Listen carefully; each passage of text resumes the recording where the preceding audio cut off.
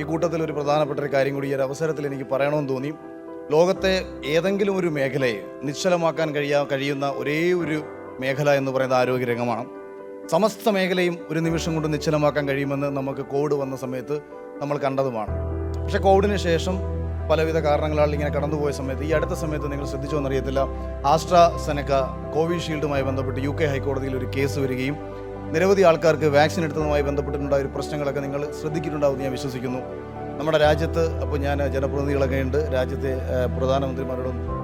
പ്രധാനമന്ത്രിയോടും മുഖ്യമന്ത്രിയോടും ഒക്കെ അഭിസംബോധന ചെയ്തുകൊണ്ട് ഒരു വിഷയം ഞാൻ പറയാൻ ആഗ്രഹിക്കുകയാണ്.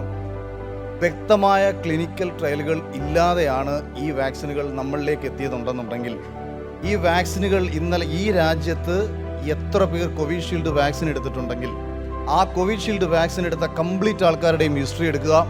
അവർ ആർക്കെങ്കിലും ഈ കോവിഷീൽഡ് വാക്സിൻ മൂലം ഏതെങ്കിലും രീതിയിലുള്ള ശാരീരിക ബുദ്ധിമുട്ടുകൾ വാക്സിനുകൾ ഉണ്ടാക്കിയിട്ടുണ്ടെന്നുണ്ടെങ്കിൽ ഗവൺമെൻറ് കൃത്യമായും കമ്പനിയുമായി ബന്ധപ്പെടാനും ആ കമ്പനിയോട് നഷ്ടപരിഹാരം കൊടുക്കാനും പറയണം. മരണം സംഭവിച്ചിട്ടുണ്ടെങ്കിൽ അങ്ങനെ, അല്ലാതെ മറ്റെന്തെങ്കിലും പ്രശ്നങ്ങൾ സംഭവിച്ചിട്ടുണ്ടെങ്കിൽ അങ്ങനെ. ഈ ഒരു വിഷയം പലരും അഡ്രസ്സ് ചെയ്യാറില്ല.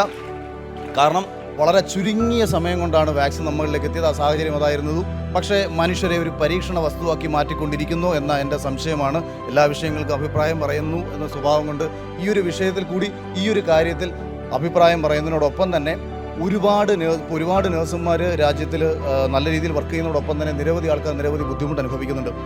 നിങ്ങൾക്കും അറിയാം, നിരവധി ആശുപത്രികൾ, സ്വകാര്യ മേഖലയിൽ ചൂഷണം നേരിടുന്ന നിരവധി കുട്ടികളുണ്ട്. എനിക്കറിയാവുന്ന തിരുവനന്തപുരത്തെ തന്നെ വലിയ സ്വകാര്യ ആശുപത്രികളിലൊക്കെ ഒരുപാട് പ്രശ്നങ്ങളുണ്ടായി ആത്മഹത്യ ചെയ്തിട്ടുള്ള നഴ്സുമാരുണ്ട്. പലപ്പോഴും നിങ്ങളുടെ നിശബ്ദതയാണ് ഇത്തരം മരണങ്ങൾക്കും ഇത്തരം ചൂഷണങ്ങൾക്കും കാരണം. നിശബ്ദത ഈ നാടിനെ നശിപ്പിക്കുന്ന ഒന്നാണ്.